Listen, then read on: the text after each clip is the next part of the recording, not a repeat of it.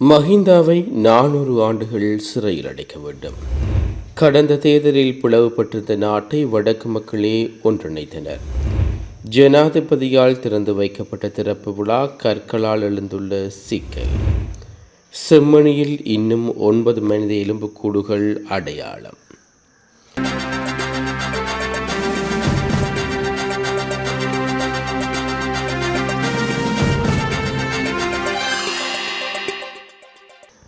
அரசின் அடக்குமுறைக்கு எதிராக மக்களை விழிப்புணர்வு செய்ய வேண்டும் என்ற நோக்கில் எதிர்க்கட்சிகளின் பொதுச் செயலாளர் பங்கேற்ற கலந்துரையாடல் நடைபெற்று வருவதாக ஐக்கிய மக்கள் சக்தியின் பொதுச் செயலாளரும் நாடாளுமன்ற உறுப்பினருமான ரஞ்சித் மத்தும பண்டார தெரிவித்துள்ளார்.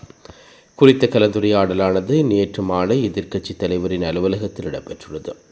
இது தொடர்பில் ரஞ்சித் மத்தும பண்டார கருத்து தெரிவிக்கையில் அரசின் அடக்குமுறைக்கு எதிராக நாடாளுமன்றத்திலும் அதற்கு வெளியேயும் பல்வேறு எதிர்ப்பு மற்றும் விழிப்புணர்வு நிகழ்ச்சிகள் ஏற்பாடு செய்யப்படும். இதற்காக ஐக்கிய எதிர்க்கட்சி ஒருமித்த நிலைப்பாட்டில் இருப்பதாகவும் மேலும் கலந்துரையாடல் முன்னெடுக்கப்படும் என்றும் அவர் கூறினார். இந்த கலந்துரையாடலில் ஐக்கிய தேசிய கட்சியின் பொதுச் செயலாளர் தலடா அத்தகோரல, இலங்கை சுதந்திர கட்சியின் பொதுச் செயலாளர் துமிந்து திசாநாயக்க உட்பட பலர் பங்கேற்றதாக தகவல்கள் தெரிவிக்கின்றன. கடந்த பொதுத் தேர்தலின் போது முன்னர் பிளவுபட்டிருந்த மக்களை ஒன்றிணைப்பதில் வடக்கு மக்களின் தீர்க்கமான பங்களிப்பை வழங்கியுள்ளார்கள் என்று ஜனாதிபதி பாராட்டு தெரிவித்துள்ளார். யாழ்ப்பாணத்தில் மயிலட்டி மீன்பிடி துறைமுக மேம்பாட்டு திட்டத்தின் 3ஆம் கட்டத்தை தொடங்கும் விழாவில் இன்று கலந்து கொண்டு உரையாற்றும் போது ஜனாதிபதி இவ்வாறு தெரிவித்துள்ளார்.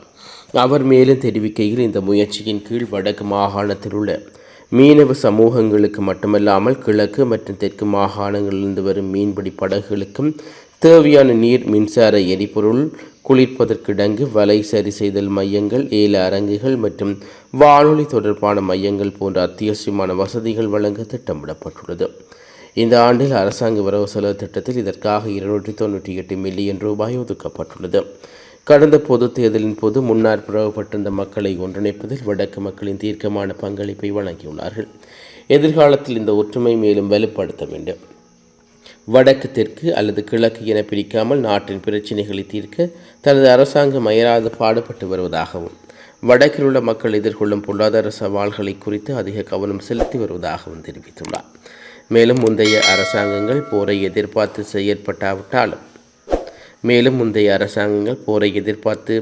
செயல்பட்டாலும் தற்போதைய நிர்வாகம் நாட்டில் மீண்டும் எந்தவிதமான போர் ஏற்படாமல் பாதுகாத்து கொள்ளும் வகையில் செயற்படும்.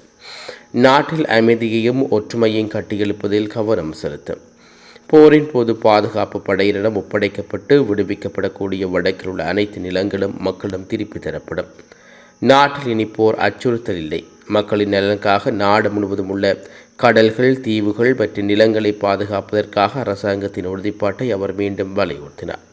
மேலும் இந்த விடயங்களில் எந்த வெளிப்புற செல்வாக்கும் தலையிட அனுமதிக்கப்படாது என்று மேலும் கூறினார். செம்மணி மனித புதைகுழியில் இன்று மேலும் 9 மனித எலும்புக்கூடுகள் கண்டறியப்பட்டுள்ளன. இதில் சில குழந்தைகளின் எலும்புக்கூடுகளும் அடங்கும். இதுவரை மொத்தம் 218 எலும்புக்கூடுகள் அடையாளம் காணப்பட்டுள்ளன. அவற்றில் 198 எலும்புக்கூடுகள் முழுமையாக அகழ்ந்தெடுக்கப்பட்டுள்ளன. பாணந்துறை ஆதார வைத்தியசாலையில் சிகிச்சை பெற வந்த நோயாளி ஒருவரால் தாக்கப்பட்ட தாதியர் ஒருவர் வைத்தியசாலையில் அனுமதிக்கப்பட்டுள்ளார். தாதி மீது தாக்குதலை நடத்திவிட்டு குறித்த நோயாளி தப்பிச் சென்றுள்ளதாக தெரிவிக்கப்படுகிறது. தாக்குதல் நடத்திய நோயாளி கீழே விழுந்து காயமடைந்த நிலையில் சிகிச்சைகளுக்காக பாணந்துறை ஆதார வைத்தியசாலைக்கு சென்றிருந்தார். அந்த சந்தர்ப்பத்தில் அவர் மது போதையில் இருந்ததாக வைத்தியசாலை பேச்சாளர் தெரிவித்துள்ளார். வவுனியா பட்டாணிச்சூரில் இன்று இடம்பெற்ற விபத்தில் 3 படுகாயமடைந்துள்ளார்கள். வவுனியா பட்டாணிச்சூரில் இன்று இடம்பெற்ற விபத்தில் 2 பெண்கள் உட்பட 3 படுகாயமடைந்த நிலையில் வவுனியா வைத்தியசாலையில் அனுமதிக்கப்பட்டுள்ளனர். வவுனியாவிலிருந்து 2 மோட்டார் சைக்கிள் பயணித்துள்ளன. அதே நேரம் பட்டாரக வாகனமும் பயணித்துள்ளது. வவுனியா பட்டாசூரில் வைத்து பட்டாரக வாகனத்துடன் மோட்டார் சைக்கிள் மோதி குறித்த விபத்து இடம்பெற்றுள்ளது. முன்னாள் ஜனாதிபதி மஹிந்த ராஜபக்சவை 400 ஆண்டுகள் சிறையில் அடைக்க வேண்டும் என்று ஃபீல்ட் மார்ஷல் சரத் பொன்சேகா தெரிவித்துள்ளார். ராஜபக்சவின் 2010 ஆட்சி காலத்திலேயே கடுமையான ஊழல்கள் இடம்பெற்றதாக அவர் குறிப்பிட்டுள்ளார். நிகழ்வு ஒன்றில் பேசிய முன்னாள் இராணுவ தளபதி சரத் பொன்சேகா அடுத்தடுத்து வந்த இலங்கை தலைவர்களையும் விமர்சித்துள்ளார். அவர்களுக்கு தேசிய வளர்ச்சிக்கான தொலைநோக்கு பார்வை இல்லை என்றும் அவர் கூறியுள்ளார். சிங்கப்பூரில் லிங்குவாங், மலேசியாவின் மகாதீர் முகமது மற்றும் ருவாண்டாவின் ஜெனரல் ஜீவனல் போன்ற சர்வதேச பிரமுகர்கள் ஊழலுக்கு எதிராக வலுவான நிலைப்பாடுகளை எடுத்ததாக சரத் பொன்சேகா தெரிவித்துள்ளார். உகண்டாவிலிருந்து திருப்பதிக்கு பறிக்க ஒரு தனியார் ஜெட் விமானம் அழைக்கப்பட்ட நிகழ்வையும் சரத் பொன்சேகா நினைவுபடுத்தினார். ராஜபக்சாவின் தலைமையில் சீனாவுக்கு 2010ஆம் ஆண்டு மேற்கொள்ளப்பட்ட அரசுமுறை பயணத்தின் போது 65 பேர் ஸ்ரீலங்கன் ஏர்லைன்ஸ் விமானத்தில் அதிகாரப்பூர்வமாக அழைத்துச் செல்லப்பட்டதாக சரத் பொன்சேகா சுட்டிக்காட்டினார். முன்னாள் ஜனாதிபதி ரணில் விக்ரமசிங்கவின் நடவடிக்கைகளையும் சரத் பொன்சேகா விமர்சித்தார். எனினும் அதிகாரிகளை பொறுப்பு கூற வைப்பதில் தற்போதைய நிர்வாகம் வகுத்த முன்னுதாரணத்தை தாம் ஆதரிப்பதாகவும் பொன்சேகா குறிப்பிட்டுள்ளார்.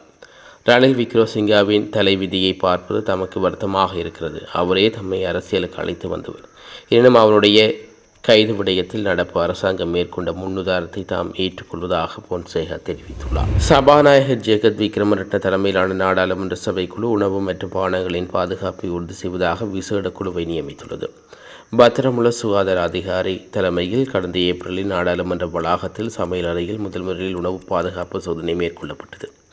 சுகாதார பரிசோதகர்கள் அவதானிப்பு குழுக்கள் பிரிவான அறிக்கையை சமர்ப்பித்துள்ளனர். குறைபாடுகளை நிவர்த்தி செய்ய புதிய குழுவில் சுகாதார அதிகாரிகள், பொறியியலாளர்கள் மற்றும் உணவு பராமரிப்பு ஊழியர்கள் சேர்க்கப்பட்டுள்ளார்கள். மேலும் மாதிவினையில் உள்ள நாடாளுமன்ற உறுப்பினர்களின் உத்தியோக அவசர பராமரிப்பு பிரச்சினை சபை குழு மதிப்பாய்வு செய்து சபாநாயகர் அவசர நடவடிக்கை எடுக்க உத்தரவிட்டுள்ளார். வவுனியா வடக்கு பிரதேச சபை உத்தியோகத்தர்கள் இன்று தவிசாளரின் செயற்பாடுகளால் அலுவலகத்திலிருந்து வெளியேற முற்பட்ட நிலையில் உப தவிசாளரின் கோரிக்கை கிணங்க அச்செயற்பாட்டை கைவிட்டார்கள். வவுனியா வடக்கு பிரதேச சபை தவிசாளர் தொடர்ச்சியாக நிர்வாக செயற்பாட்டில் குழப்பத்தை ஏற்படுத்தி வந்துள்ளார்கள். தவிசாளர் ஏற்படுத்தும் குழப்பங்களால் உத்தியோகத்தர்கள் கடுமையான மன உளைச்சலுக்குள்ளாகி அலுவலகத்திலிருந்து வெளியேற நேர்ந்தார்கள். தவிசாளரின் கடுமையான கையாள்வையும் ஆண் உத்தியோகத்தர்களுக்கு முகக்கவசம் செய்யும் சப்பாத்து அணியவும் உத்தரவிடப்பட்டது. களஞ்சிய காப்பாளரை களஞ்சிய சாலையில் வைத்திருப்பது போன்ற கட்டுப்பாடுகள் விதிப்பதுடன் செயலாளருடன் முரண்படுவதாலேயே இந்நிலை தோன்றியுள்ளது. இதனால் வவுனியா வடக்கு பிரதேச சபையின் குழப்பம் ஏற்பட்டு உத்தியோகத்தர்கள் அலுவலகத்திலிருந்து வெளியேறி பணிப்பயிற்கரிப்பில் ஈடுபட இருந்துள்ளார்கள். எனினும் உப தவிசாளர் சஞ்சுதன் மற்றும் 2 ஆளுங்கட்சி உறுப்பினர் செயலாளர்கள் உத்தியோகத்தரிடம் வினாயாக 5 நாள் அவகாசம் கேட்டு கட்சித் தலைவருடன் கலந்துரையாடி முடிவெடுப்பதாக தெரிவித்தனர். இதற்கு பின் உத்தியோகத்தர்கள் தமது செயற்பாட்டை கைவிட்டுள்ளார்கள். நாமக்கல் கொண்டிச்செட்டிப்பட்டியைச் சேர்ந்த மனோ தனியார் கல்லூரியில் 2ஆம் ஆண்டு படித்து வந்தார். இந்நிலையில் மனோவின் சடலம் கழுத்து அறுத்து கொலை செய்யப்பட்ட நிலையில் வீட்டிலிருந்து சுமார் 300 மீட்டர் தொலைவில் கண்டுபிடிக்கப்பட்டது. இது குறித்து நாமக்கல் போலீசார் வழக்கு பதிவு செய்து அப்பகுதியில் உள்ள சிசிடிவி கேமரா பதிவுகளை ஆய்வு செய்வதில் மனோவை அதே பகுதியைச் சேர்ந்த 17 வயது சிறுவன் 2 பேர் பைக்கில் அழைத்துச் சென்றது பதிவாகியுள்ளது. அவர்கள் இருவரையும் நேற்று பிடித்து விசாரணை நடத்தியுள்ளார்கள். இதில் ஒரு சிறுவனின் 15 வயது தங்கையை மனோ கேலி கிண்டல் செய்ததால் முன்விரோதம் இருந்துள்ளதென இரவு வீட்டிலிருந்து மனோவை 20 பேசி வெளியே அழைத்துச் சென்றுள்ளார்கள். பின்னர் மனோவின் கழுத்தை அறுத்து கொலை செய்துவிட்டு செல்லம் முல்லை நகர் ஆட்கள் நடமாட்டமில்லாத இடத்தில் போட்டுவிட்டு சென்றதையும் தெரிய வந்துள்ளது. எதிர்க்கட்சித் தலைவரும் ஐக்கிய மக்கள் சக்தியின் தலைவருமான சயித் பிரேமதாஸ் விரைவில் கைது செய்யப்படலாம் என்று தகவல்கள் வெளியாகியுள்ளன. அவர் அமைச்சராக இருந்த காலத்தில் இடம்பெற்றதாக சொல்லப்படும் முறைகேடுகள் தொடர்பாக இந்த கைது இடம்பெற்றதாக தெரிகிறது. இச்சம்பவம் தொடர்பில் ஏற்கனவே நிறைய ஆதாரங்கள் கிடைத்துள்ளதாகவும் அரசு தகவல் வட்டாரங்கள் தெரிவிக்கின்றன. இச்சம்பவம் தொடர்பாக ஊழியர்கள் குழுவிடமிருந்து ஏற்கனவே வாக்குமூலங்கள் பதிவு செய்யப்பட்டுள்ளதாக தெரிவிக்கப்படுகிறது. ஜனாதிபதியினால் யாழில் மேற்கொள்ளப்பட்ட அபிவிருத்தி நடவடிக்கைகளுக்கான திறப்பு விழா கற்களில் நல்லாட்சிக்கு அவசியமான வெளிப்படைத்தன்மையும் தகவல் அறிவதற்கான சுதந்திரமும் மீறப்பட்டுள்ளது. ஆகவே அக்கற்களில் காணப்படும் தவறுகள் உரியவாறு மறுசீரமைக்கப்படுவது மக்களின் தகவல் அறிந்து கொள்வதற்கான உரிமையினை உறுதிப்படுத்தும் என்பதுடன் அரசு நிதி செலவிடப்பட்டதன் வெளிப்படைத்தன்மையினையும் அதிகாரிக்கும் என வலிகாமம் கிழக்கு பிரதேச சபையின் தவிசாளர் தியாகராய நிரோஷன் தெரிவித்துள்ளார். 1ஆம் தேதி திங்கட்கிழமை யாழுக்கு விஜயம் செய்த ஜனாதிபதி கடவுச்சீட்டு அலுவலகம் மற்றும் விளையாட்டுத் திடல் துறைமுகம் போன்றவற்றின் ஆரம்ப பணிகளை மேற்கொண்டார். அவற்றினால் கடந்த ஆட்சியாளர்களைப் போல் ஆரம்ப நிகழ்வுகளுக்கு பெரும்பாலும் செலவிடப்படாமை எளிமையான முறையில் மேற்படி நிகழ்வுகள் மேற்கொள்ளப்பட்டமையினை தாம் வரவேற்கின்றோம். எனினும் நல்லாட்சித்துவம் மீறப்பட்டுள்ளது. இவ்விடயத்தில் திறப்பு விழா கற்களில் மக்களின் பணம் எவ்வாறு மட்டும் குறிப்பிடப்பட்டுள்ளது. அரசு நிதி என்பது மக்களின் பணமாகும். அதன் தொகையை குறிப்பிடுவதை தாம் அறிவார்ந்த பார்வையில் விசேடமாக மாற்றி கூற முடியும். அரசு நிதியில் எவ்வளவு தொகை திட்டங்களும் ஒதுக்கப்பட்டது என்பது கல்வெட்டுகளில் குறிப்பிடப்படாமல் விட்டமை அரசின் நிதி தொடர்பான வெளிப்படைத்தன்மையை கேள்விக்குறியாகிறது. நிதி செலவிடல் தொகையை வெளியிடப்படும் போதே மக்களின் நிதி காத்திரமாக பயன்படுத்தப்பட்டதா என பொதுமக்களால் விளங்கிக் கொள்ள முடியும்.